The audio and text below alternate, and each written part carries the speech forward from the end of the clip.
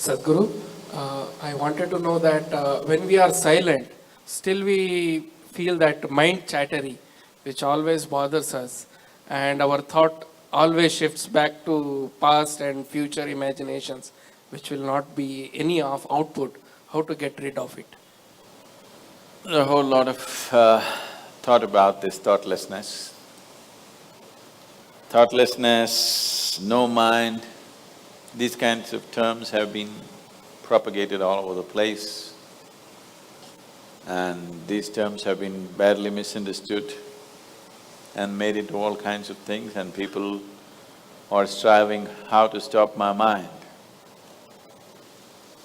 It took millions of years of evolution to get a mind of this kind of capability, isn't it? Millions of years of tremendous amount of nature's work that today you have a mind of this kind of scope. And now you want to stop it. Why is it that you want to stop it? If your mind was constantly producing absolute pleasantness for you, would you think how to stop this mind? Would you? No. It's producing a lot of unpleasantness. That's why you're thinking of how to stop the mind. This is the first thing, wherever you go in the world, this has gone so much into people's mind. If you tell them you meditate, they say, "But Sadhguru, I'm not able to stop my mind." I said, that will happen only after you stop your kidneys, liver, heart. You stop all these things, then the mind will also stop. Do you want it to stop? No. Then why do you want the mind to stop? Why do you have such a horrible prejudice against the mind? You don't mind if your heart is beating, you can meditate. You don't mind if your liver is working, you can meditate. Your kidneys are functioning, you can meditate. If your brain functions, you can't meditate, what is the problem? You seem to have something against intelligence, isn't it? This is the conspiracy of the stupid against human intelligence, that to meditate means your brain must be frozen. No. You don't have to freeze your brain. We were looking at this yesterday itself. We will initiate you into Shambhavi. It's a simple process. There are many ways to do it. This is one simple way. But it's a powerful process. If you sit here, you will see your body is here, your mind is somewhere, who you are is somewhere else. Once there is a space between you and the mind, then what the mind is not doing, what the mind is doing is not even an issue.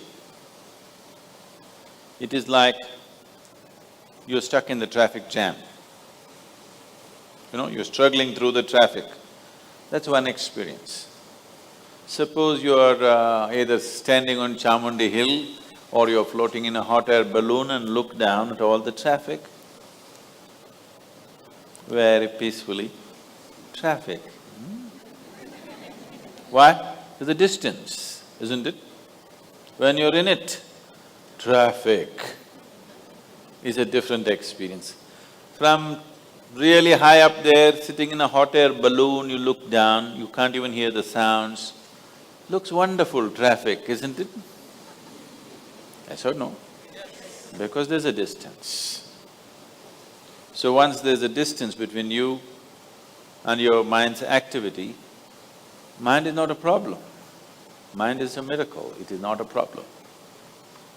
And anyway, if thoughts are going continuously, if you're having a mental diarrhea, obviously you ate some bad food, isn't it? Yes. If you're having a physical diarrhea, you ate some bad food, isn't it? If you're having a mental diarrhea, you are obviously consumed something wrong. What this wrong thing could be is, the moment you identify yourself with something that you're not, then you're finished. Your mind is a continuous runs. There is no other way. Do what you want, try as hard as you want, it is not going to stop. If you do not identify yourself with anything that you are not.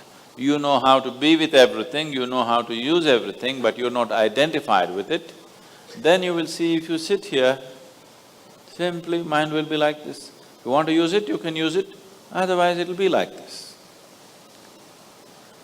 Right now your hands are like this, or you're holding it tied up because it'll go all over, is it? No. You can keep it like this. You can keep it like this, you can keep it like this. When you want to use it, you can use it. So it's a useful instrument. Suppose your hands become like this.